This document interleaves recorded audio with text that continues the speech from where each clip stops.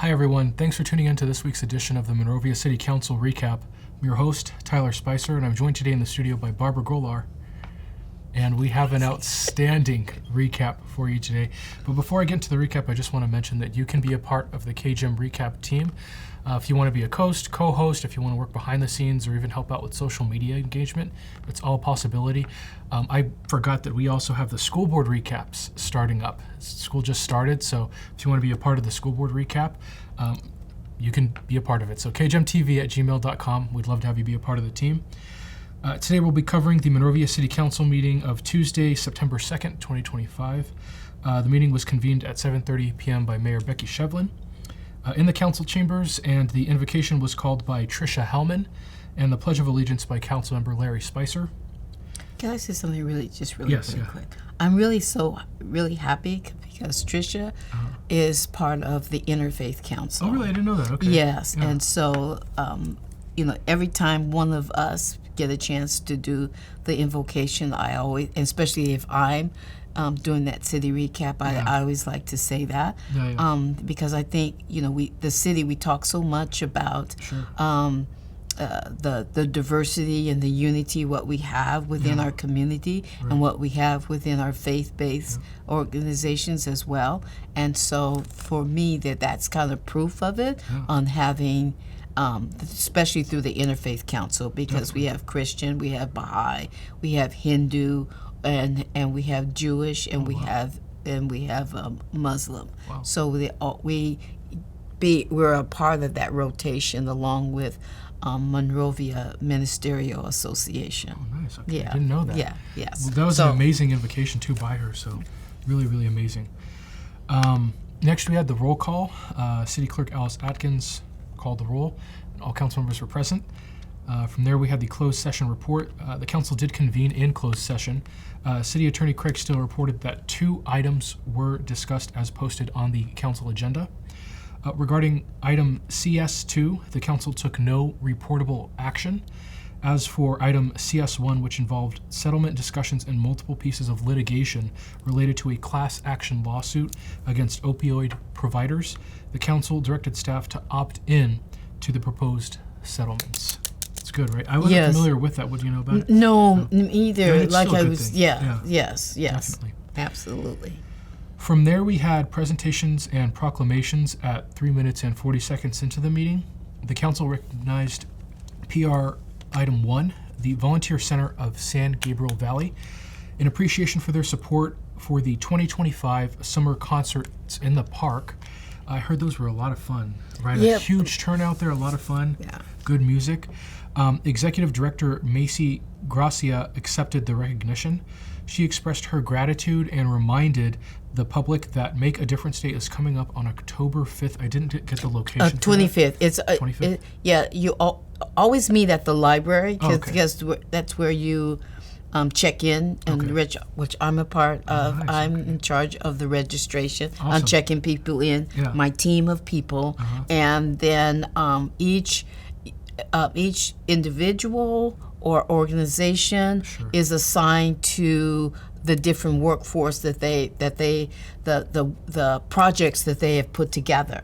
And so they check in, and then there's a little breakfast kind of thing. Breakfast meaning really donuts and coffee, that kind of thing. And then there's a ceremony of appreciation and honoring some of the nonprofits or individuals that have participated in Make a Difference Day, that have made a difference. Nice. And then after that, then they're dispersed to their the different projects that they they signed up for. Yeah.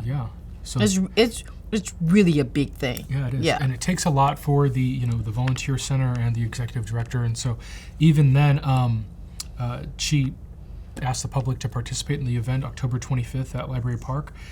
Following her remarks, Tina Cherry, the community services director for the city of Monrovia, praised Macy for her dedication, her presence, and her support of volunteers. She essentially said that, hey, this program wouldn't be very successful without you. So that was nice to see. Tina, give her the flowers. Yes, yeah, they were figuratively and beautiful. literally. Next, we had a proclamation declaring the month of September as Childhood Cancer Awareness Month. The mayor noted the contributions of the St. Baldrick's Foundation, and from what I understand, they have an office here in Monrovia. Yeah, I right? didn't know that. I didn't Me either, realize yeah. that. So yeah.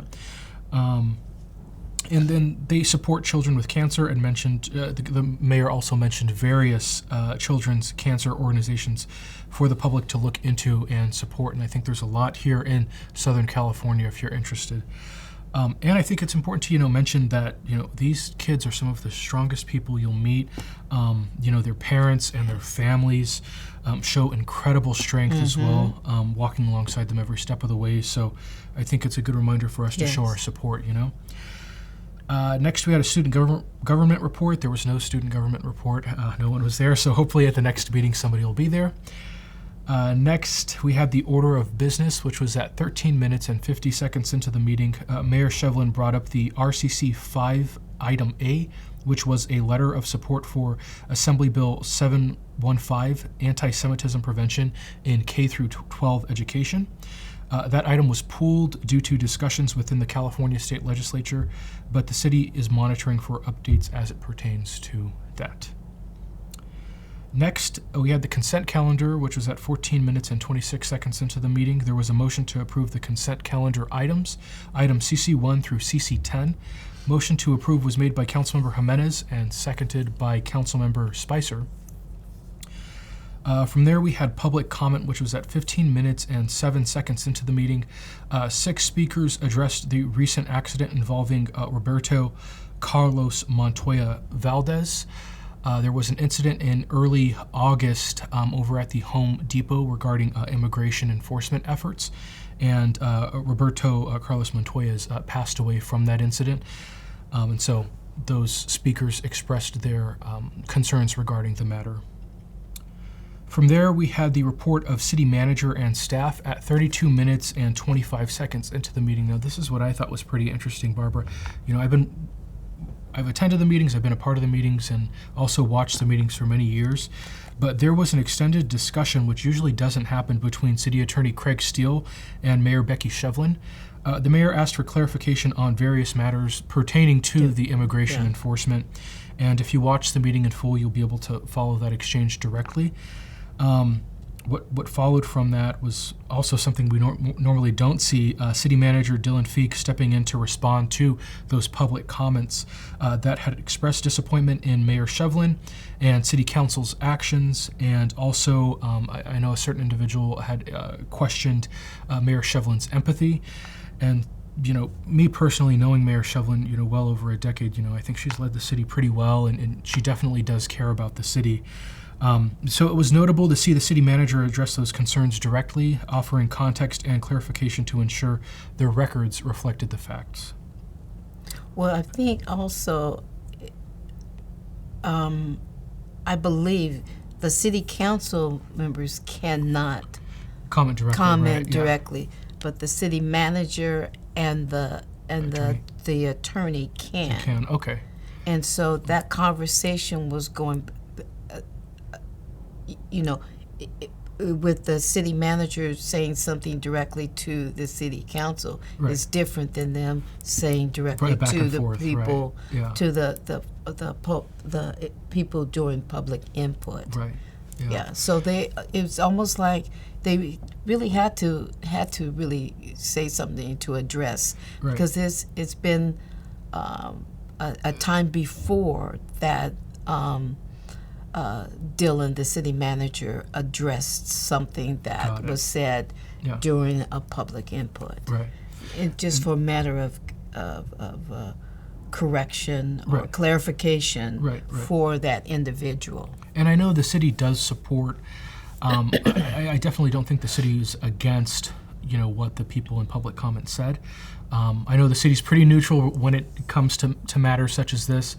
And I know Mayor Shevlin also, towards the end of the meeting, which we'll talk about, she discussed the Immigration Resource Center. I know both. There's a meeting going on right now. There is? Okay. Yeah, yes, which I was supposed to be a part of that. Okay. And along with there's a lot of faith-based okay. organizations. Nice. That meeting is going on right now as we speak. Okay. But I was not. I got confused. No, I understand. With me being here. I mean, the time change Yeah. is what I forgot. Oh, okay. I knew Yeah. I was doing this, Yeah. but I was confused with the time change. And when I Yeah. realized that, I go, I can't be in two places. No, right. Yeah. And so someone else is going in my place Oh, nice. Okay. to represent the Baha'is there. So it's happening right now That's good. And at Morningside Community. Is it community? No, communion. oh, okay. Is it? It's in Monrovia. It's the church, and I know the name. So please forgive me, you guys. Please, they're friends. On the corner of California. See, I'm getting everything It's wrong. okay. Colorado and Magnolia. Oh, Right there in the okay. corner. I'm not familiar with. Our garden, the oh, okay. first Yes, garden. the community garden. The Okay. community yes. gardens right there. Yeah. Got it. Yeah. Okay. Yeah. And so, Mayor Shevlin had mentioned, the Immigration Resource Center and all of the Yeah. resources that the center has for the public and encourage the public to get involved in that matter. So, And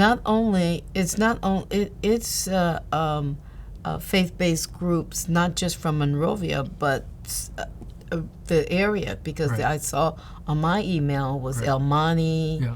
and I can't remember the other cities, Yeah, yeah. Azusa, lot. and so Yeah. so That's good. From there, we had the discussion of the upcoming MAP Adult and Youth Leadership Academies. From what I understand, that's been postponed to the end of the month, or like participation. From there, RCM2, Letter of Opposition for Senate Bill 79. That's from Senator Weiner, the Housing Development. I'm sorry, I should have stopped you okay. with the map. If you haven't, keep an eye on look at MAP's Facebook page or Instagram. Same thing with the city on finding what those dates are for the upcoming youth and adult leadership. And I highly recommend that you, if you haven't, that you come on out to be a part of that. It's a really good. Have you done that yet? Yeah, the youth program. Yeah, Yes, I did, and it's such a great program. It's a So wonderful program. It's a Yeah. wonderful program, and I'm kind of excited about, especially about the youth Right. leadership, is because it's going to be actually the first time that us here at KGM, there's one of the sessions will be here. Oh wow, get away! I had Yes. no idea. Okay. Yeah. Nice. This just happened. Okay. This partnership just took place a few weeks back. That's amazing. Yeah. So exciting. Yeah. So yeah, like I mentioned, the letter of opposition from the city for the housing development bill. They get into it further, but it's essentially a discussion relating to Caltrans, which is the California Transportation Agency for the state, and then the California State Legislature and that Senate bill. From there, we had RCM3, the Recreation Software Registration Program. I know Mayor Shevlin mentioned something about like mailers related to that. They're not going to be, like, certain things aren't going to be mailed out anymore, and it's going to be electronic. I'm really happy about that Are because, and I have to tell you why. Sure. I love trees, Uh-huh.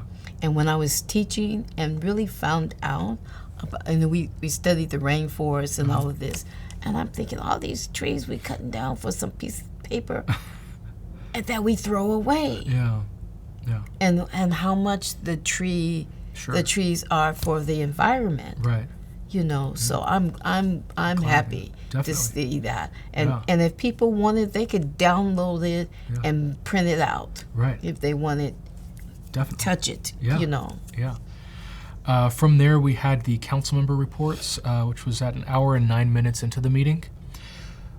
Starting off with Councilmember Belden, he discussed the Clean Power Alliance grant.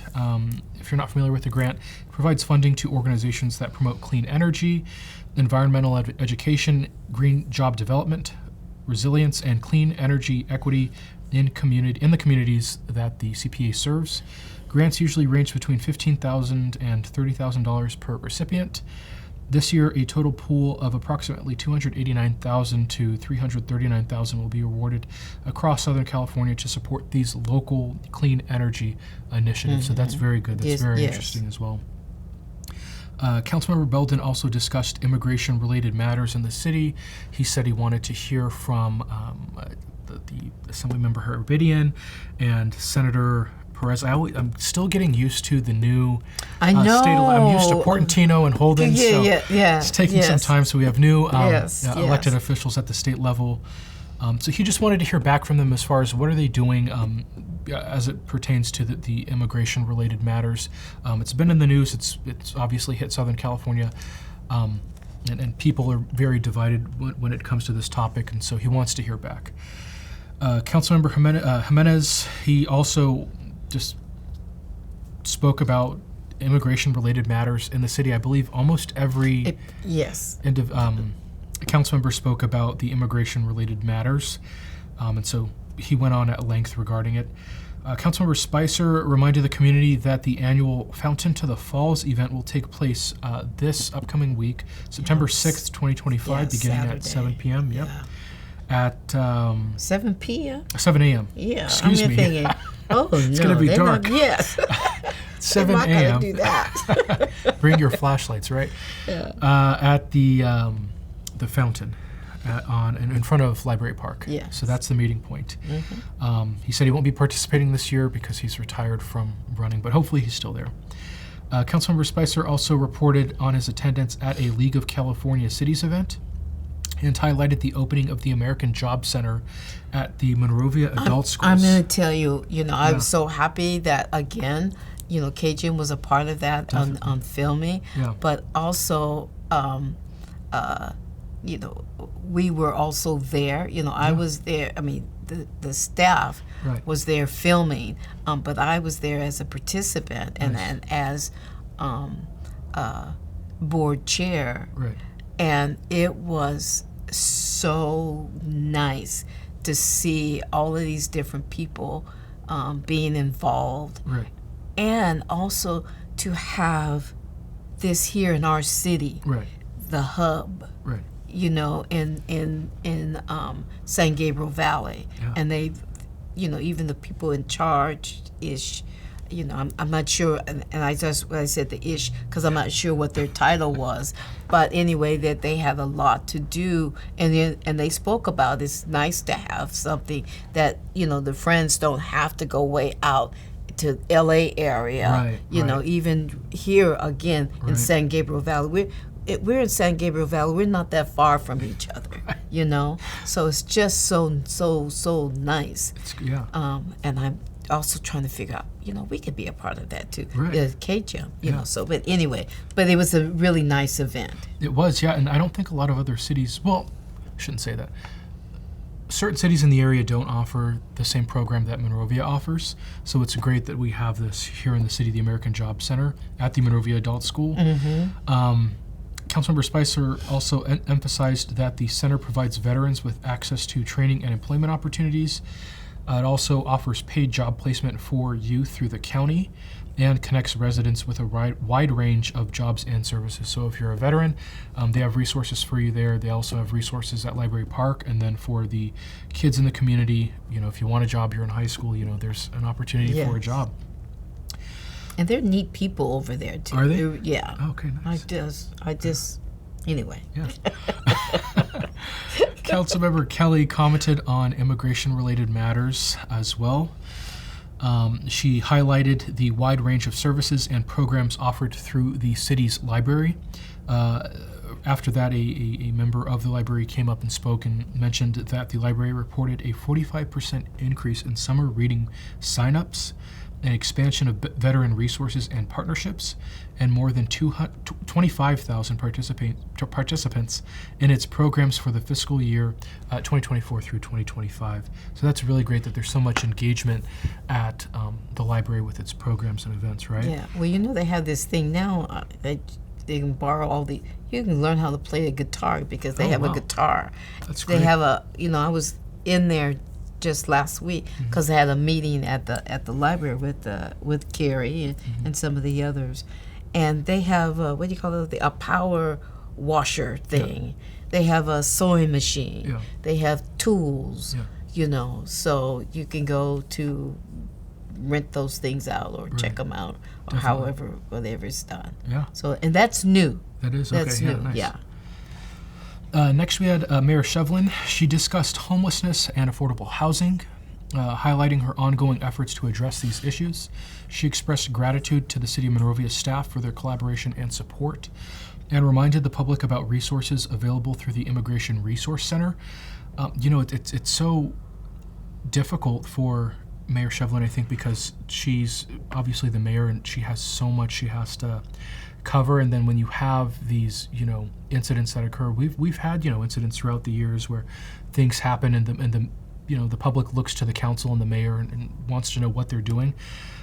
So I can only imagine how difficult it is to, balance all of these things, affordable housing, homelessness, public safety, our police and fire department, as well as these crises that emerge. She's really trying to juggle a lot, but she has the support of the council, which is great. The mayor also noted her attendance at a regional housing trust groundbreaking in Pomona for 75 new housing units. So that's good, 75 people off the streets. Additional items were also covered during her report. She talked about a lot, and so definitely go to that portion to see it in its entirety. From there, we have the adjournment. I don't know if you have anything else you want to discuss. No. No. No. Okay. The meeting was adjourned at 9:17 p.m. Mayor Shevlin closed the meeting by extending the council's heartfelt thoughts and prayers to the family of Roberto Carlos Montoya Valdez. Before I adjourn, though, I think it's really important that we mention for the people in Monrovia who might be undocumented, or if you have family members who are undocumented, I think it's important that they utilize the Immigration Resource Center. And just get as much support and resources that they can moving forward. I know earlier in the meeting, the mayor was talking with the city attorney about, temporary restraining orders and, can immigration and customs enforcement, are they allowed to come into the city without notifying the city or without notifying the Monrovia Police Department that they're here conducting enforcement operations? They don't have to let the city know, they don't have to let the police department know, and they don't have to cooperate with the city, right? Since it's a federal entity, they pretty much have free reign here, and so it definitely makes it... That doesn't seem right. Right, yeah, and I think that's why so many It just doesn't. That's Right. just like, breaking into somebody's house. To me, what you do, just to me, it's just courtesy Sure. that you notify the police department that we will be in your Right. city, Right. Well, so they are aware. yeah, and I definitely see that, and I think also, then there's an expectation from the public of, okay, well, if immigration and customs enforcement, if they're going to be here, well, then why aren't the police there, right? But then you also have people who are saying, well, why are the police there, right? Are they helping them? Are they not? So it's very... Well, it is a very touchy thing because Right. I personally have someone that was actually tricked, going to, the person already passed her test, Okay. and so she thought this was an invitation for, the event for the whole, when everybody gets together after you passed your test, Right. and then they have a big thing on I don't know what the terminology is that they're now naturalized citizens. You see, because there's a whole ceremony. Because my nephew just got that a year ago or 2 years ago, and so that's what she thought. And so she goes out and they've taken her, Yeah. but she always has her paper. It's not that she's here illegal. She has her She's paper. already a U.S. citizen. Yeah, Okay. she has it. I Yeah. mean, they just haven't had the thing yet because she's passed her test. She's passed everything, Right. and so but she's taken. Yeah. She's gone. I So mean, did gone from here. She Okay. is in Arizona now. So Okay. those are the things. It's Right. and I don't think it's not that people are. They're against the way it's being done. Right, they are. They are against the way Across it's being the done. board, Right. You know. But I So- feel like a lot of the people who went up there, they I don't want to say went after the council, but they, in a way, went after the council, and specifically Mayor Shevlin. I know they had a vigil, and one of the speakers said, hey, why weren't you there? To me, showing your presence, that doesn't mean that you're, necessarily supporting it, right? That can be showmanship in a way if you just show up to an event, but you aren't doing things to actually make progress. And it's not, just necessarily for that vigil, but it can be for anything, right? If you have an incident or some sort of protest or something where there's a large community present, just because a politician shows up to the meeting or the event means that they support it.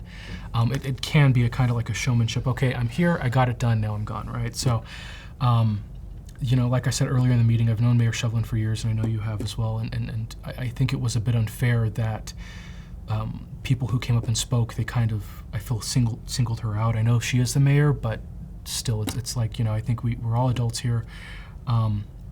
We need to come together at this time. I think that's really important, and utilize the resources. Like I said, the Immigration and Resource Center, it's there, so utilize it if you can. With that, the next meeting is on Tuesday, September 16th, 2025 at 7:30 p.m. in the council chambers. Barbara, thank you for being here. I know we're missing, we're supposed to have another person here. We've been short-staffed recently, and I told Chris and the crew we'd get it done, and so we got this recap done. Yes. But again, you can be a part of the KGM recap team. All you have to do is send an email to kgmtv@gmail.com. If you want to be here in one of our seats as a co-host or host, if you want to work behind the scenes, or if you want to help with social media engagement, you can. So kgmtv@gmail.com. We'd love to have you be a part of the team. Absolutely. You see, we have a big table We here. do, right. So with that, thank you for tuning in. Barbara, thank you for being here. And I'm happy to be here. All right. Take care, everyone.